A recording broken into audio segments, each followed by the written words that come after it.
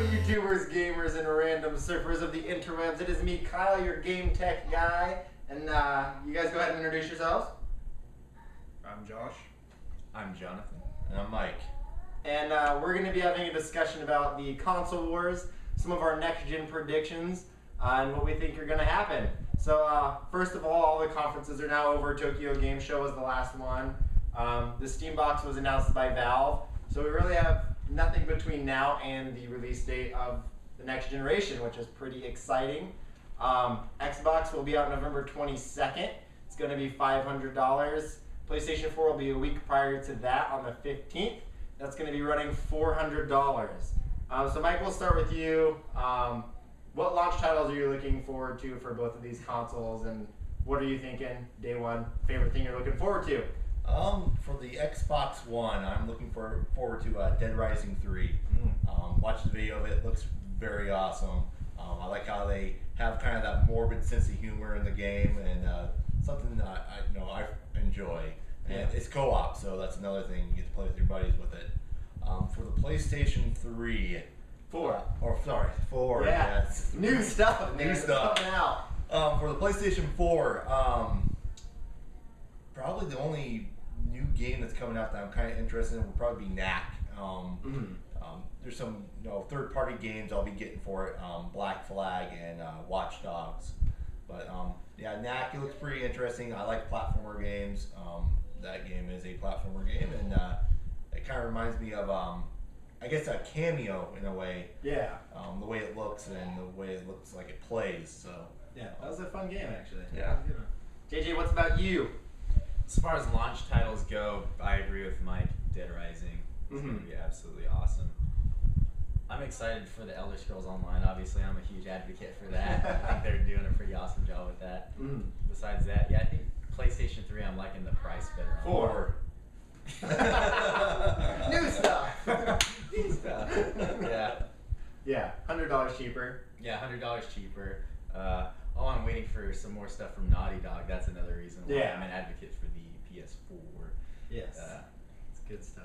They need to make new stuff because I'm waiting anxiously. Last of Us 2. Yeah. It's going to happen. Has to happen. It must happen. Josh, what about you? I've kind of stayed away from paying too much attention to launch titles and just trying to wait for everything to come out and see what everything's got going on. I'm kind of excited that there are new consoles coming out after such kind of a long hiatus. I'm anxious to see a lot of the new things that they want to integrate into the consoles, not just with games, but kind of how consoles have kind of merged into becoming home media centers.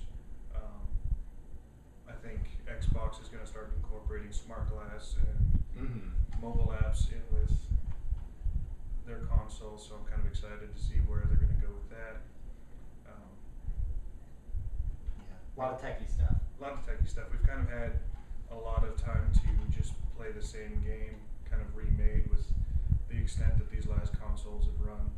So seeing new games come out and having new hardware to kind of showcase something new, I think we've all been very ready for something kind of exciting and new to come along. Yeah. It's like Titanfall. I know that you're excited about that. So Titanfall. A first-person shooter that takes on a whole nother level of gameplay is something that we're pretty excited about. Definitely. So speaking of all the techie stuff that's going on, cloud gaming is one of the bigger pushes that both consoles are going to be making this generation. Sony's using the Gaikai service. Microsoft's going to be building their own cloud system. So a lot of cool stuff there. They're talking about being able to implement backwards compatibility in the future by updating both of these systems through those cloud networks.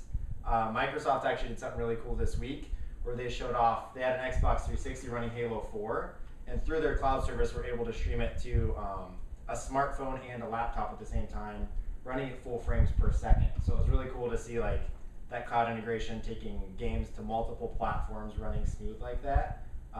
What do you guys think that cloud gaming is going to kind of do in the future? What are you looking forward to?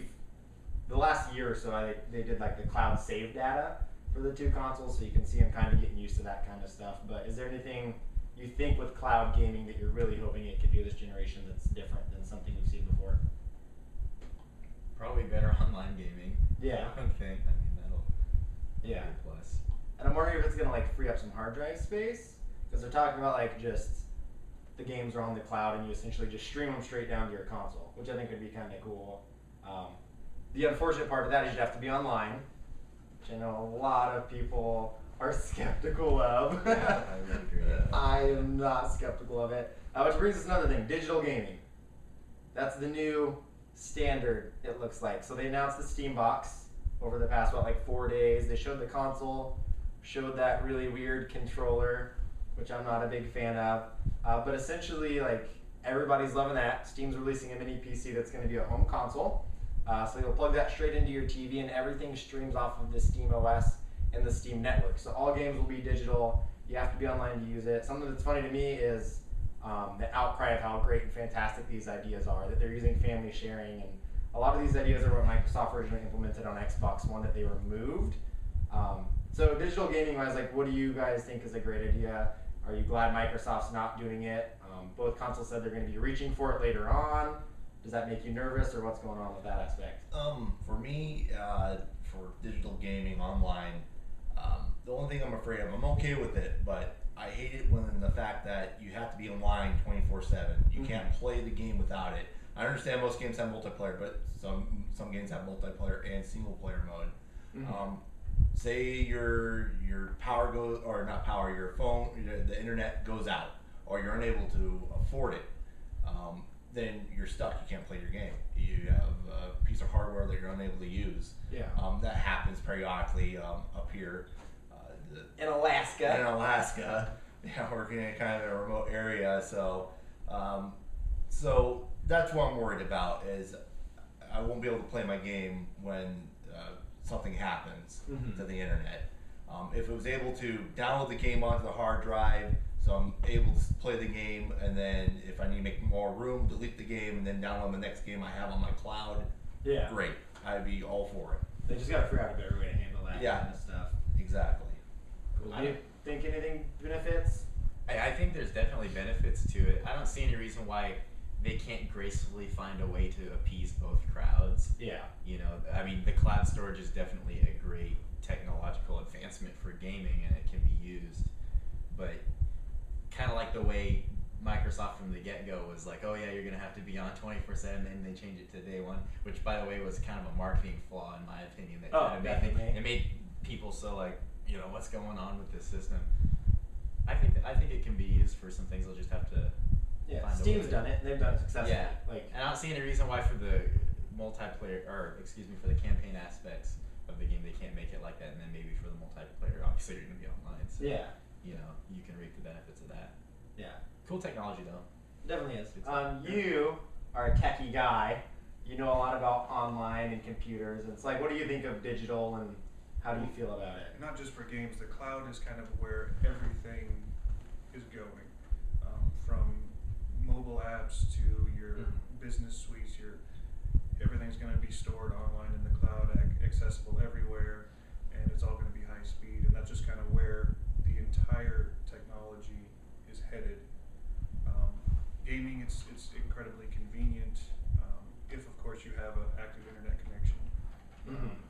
We still are concerned because we live in an area where that can sometimes not be as reliable as it is in other areas, but at the same time, it is incredibly convenient. It's nice to be able to just stream a game or to log on somewhere at your buddy's house and download a game real quick and not have to carry discs and all that stuff with you. At the same time, we do have the concerns that we've paid for a game, we've paid for a service. We like to be able to access it whether we're connected to the internet or not. Yeah. I think a lot of this too is gonna move that direction. Just it is what it is. It's just gonna happen in a lot of ways Yeah. too. So it's just kind of something that's gonna happen. Things have changed in gaming and technology, whatever. Yeah, and that's one reason I was a little annoyed at Microsoft, because it was one of those things where I almost feel like if they would have just done it. Like, don't listen to people, don't change it, just do it. Like, it may affect you at first. Because, like, there was a lot of outcry when Steam started at first. Because people were like, this isn't going to work. Why make a service where everything's digital? Then people started seeing, oh, they can charge $15 less on launch day for this because they're not making discs, they're not making manuals. And to be honest, like I was looking forward to that for my console. I would have loved to have games cheaper, have sales like Humble Bundles where you get 6 games for $10 or 4 games for $6. Or I'd love to see that on consoles, and hopefully we will someday. But yeah, definitely I think as technology pushes forward and like this Google Fiber internet is starting to spread throughout the lower 48, and hopefully we'll be up here soon. I think as those things kind of get connected and updated, we'll see a little bit more advancement in this technology as well. One thing you brought up was marketing, which is funny to me. What do you guys think of both consoles, like less than 2 months away now? You don't see it very often. It's kind of starting to creep up. What have you seen marketing wise? Who's doing what, and do you think it's working? Well, Microsoft is definitely going with the whole entertainment center aspect of it as opposed to just being about video games. Before this, you had showed me the fitness program, which I was a little bit skeptical of because, you know, things like the Wii Fit, you know, if anyone likes the Wii Fit, that's cool, but, you know, it didn't really... We like Wii Fit. Yeah, didn't really spark my interest, but that looked like it could be a selling point. Oh, yeah. You know, for maybe not one person purchasing it, but someone with a wife or girlfriend or in their family that's interested in fitness. That's like, oh, this might be those women who care about exercise. yeah. Or men too. I mean, they have P90X on there and intensity workout, yeah, which is kind of cool. But that's Microsoft, in my opinion, has had to make up for the bad marketing right up front, right off the bat. And PlayStation 4, you know, they seemed a lot more reliable. Obviously, people have their preferences regardless. Yeah. You know, but the fanboys.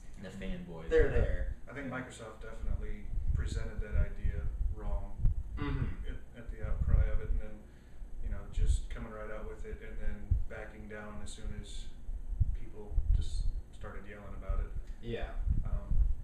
But at the same time, they've kind of embraced the new culture of gaming and kind of, you know, so we're not talking about Nintendo in this debate, but they kind of broaden the horizon of who the audience is in gaming, and have kind of brought more people from the outside in, and they've kind of seen that and are marketing more towards the broader spectrum. I think PlayStation 4 and Sony are a little bit more focused on their core.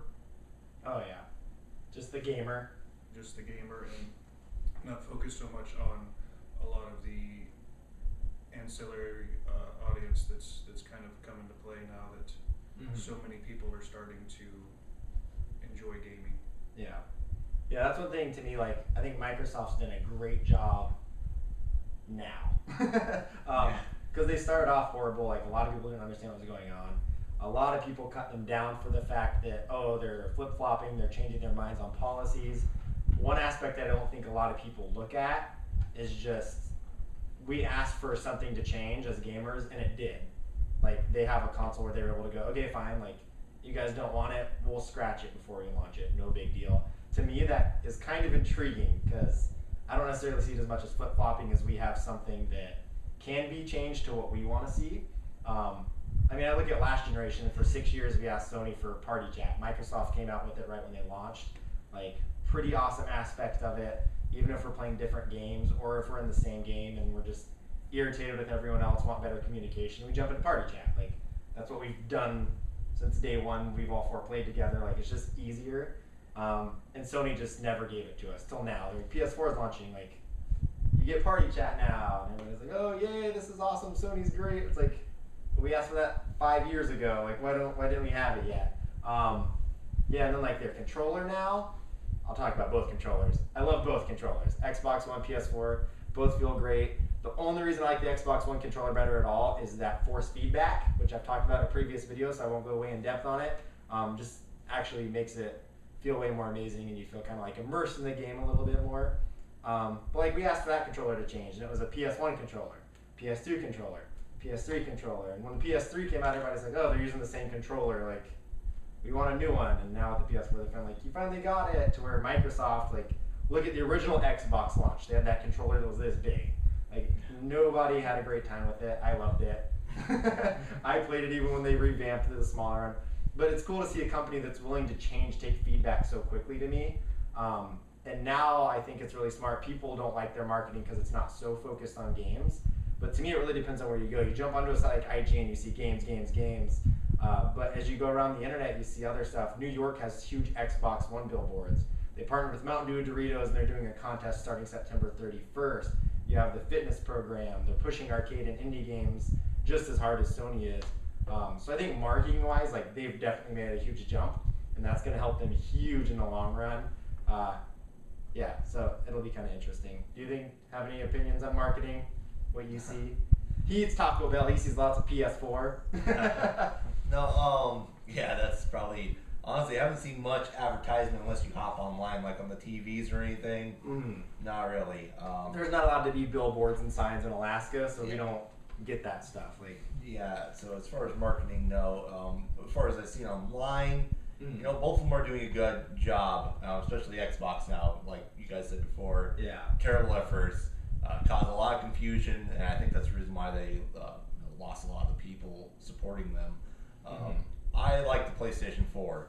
I think they're going to do really good. I think they've learned from their mistakes for the past year. Their console was mainly, they were setting their market for Japan. That's where they were selling for their older systems. Yeah. And I think they're now trying to get more spread out, and I think they're going to do it right this time around. Cool. One thing I want to bring up before we give our predictions, we'll try to hurry because the video is long. Wii U. Josh brought up Nintendo, not talking about it much here. It's already been out for quite a while. It is a next-gen console. Where do you guys see it standing once these consoles release? And where do you think Nintendo stands in all of this and how they'll fare throughout these hardships? So be it. Japan.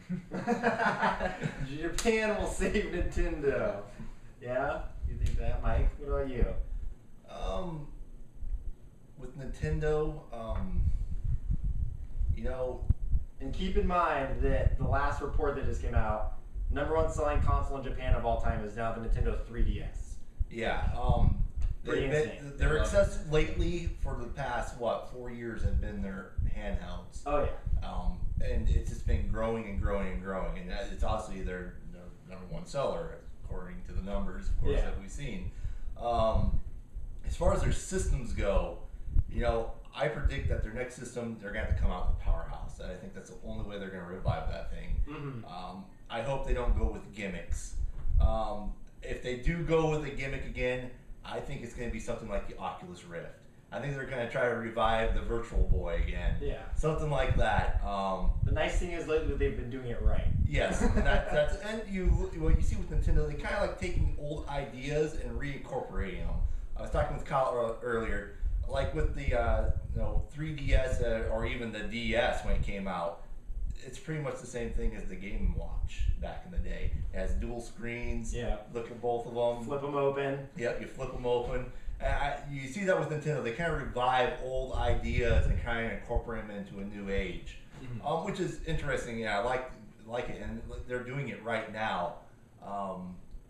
Like I said, hopefully they come out with a system that's a powerhouse, something like the Xbox and PlayStation 4. They have to. Yeah, and not with something that has gimmicks with motion controls and balance boards. Yeah. Those things are fun, but normally the fun dies out after a few months.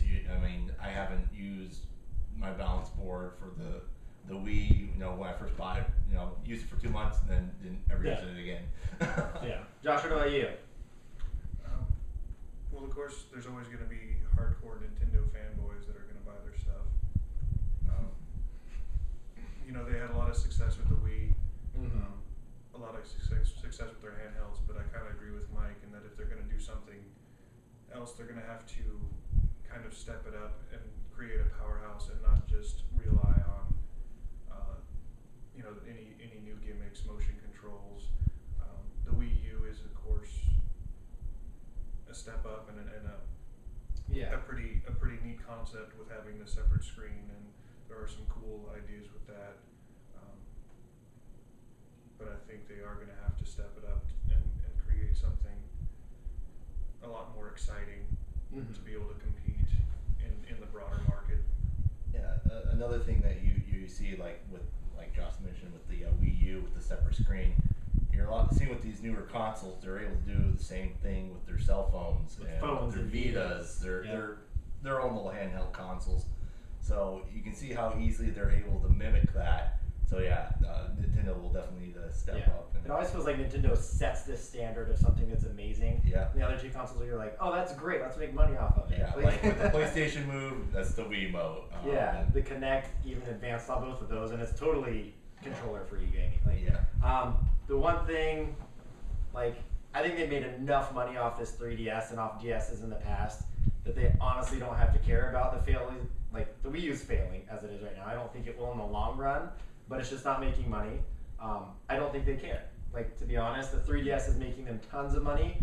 I think they're happy about it, and they just know there's these games that sell consoles. And I was talking to Mike about this earlier. I was like, the second Smash Brothers releases or the new Zelda that's in development that's in HD, like, anyone who's a gamer who's made fun of the Wii U or the Wii for years will buy one. Like, you're gonna have it in your house for either Smash Brothers or Zelda. Yeah. So they're already banking on that. I've heard some people say like, oh, I think 3 years into this cycle of next gen, they'll have to create a new console. I would love to see that, to be honest. I think it'd be cool to see something like the GameCube 2 where they actually go for a pure gaming console again. I think next generation they'll do that. This generation, they don't have to worry about it. They can bank on those titles, Super Mario, 3D Land, like, it's Mario easy. Kart. Yeah, the new Mario Kart's going to come out. Like, people have to have those games. And that's what's so cool about Nintendo, and it's why they never lose the console war, is because they just have those games people have to own. Like, that's how easy it is for them. Last thing, do you guys have any console prediction? Who do you think is going to take the lead by the end of this run? This last generation, like Microsoft had one point, they were 13 months in a row, top selling console. Sony beat them out for 1 month, and then they became top selling console again. Like, they pretty much dominated the gaming market in the US. Sony's dominated Japan, Microsoft's dominated the UK. How do you see this going in the future, or any other crazy predictions you might have? I think it'll be about the same. Yeah. I think so. I mean, I don't know. I haven't looked into like any, any technical numbers. things, but I mean that's just like a gut feeling on it. I think Yeah. it'll be about the same. Maybe PlayStation does a little bit more. Maybe they'll lead for a little bit longer at some point, but I think it'll be about the same. I think it'll come down to which console has a better dedicated game to their system. Well, here's the thing, like, graphics don't matter this generation. Like, I've seen so many reports on PS4 runs 50% or 30% better than the Xbox One. I saw one that said 10%. Like, they're just jumping around everywhere. Then I saw this report that said due to different GPUs and CPUs and upgrades that they're doing at the very end here, that when you actually compare them side by side, Sony's can actually have better textures on a single item, but Microsoft's console can have way more stuff on the screen at one time without it lighting out. And so they both have these like little advantages going on. So yeah, I think you're right at that aspect. Like, graphics aren't going to matter, especially those games that they make cross-platform. Yeah. Like, a company is not going to spend another $1 million to make it look nicer a little bit on the PS4 than the Xbox One. Like, it's going to be a carbon copy like it always been. Like, Yeah.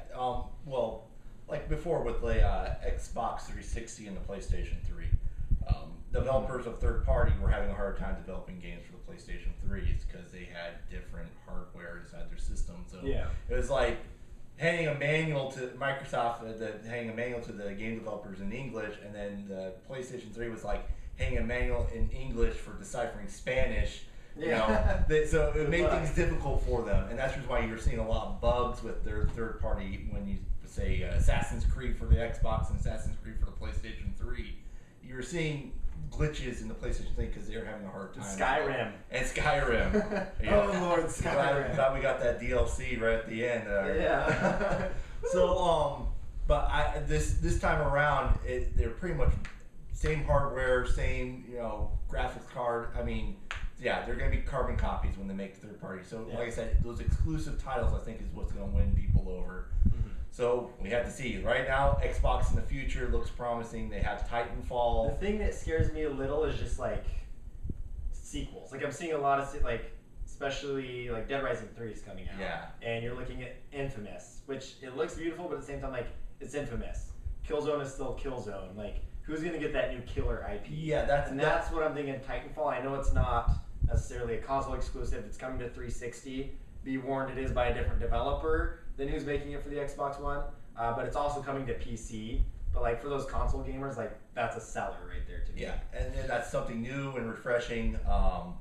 And yeah, it's games like that, like PlayStation Deep Down. That's a cool looking free to play dungeon crawler game. Looks beautiful for what I've seen of it so far.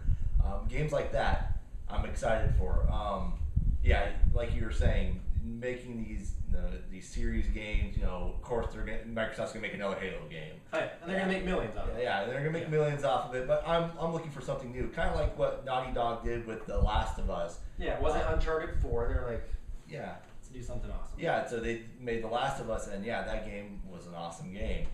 They're gonna make another Uncharted game too. So yeah, a lot of developers are doing that. And once in a while, just throwing us a curveball and giving us something new, something refreshing.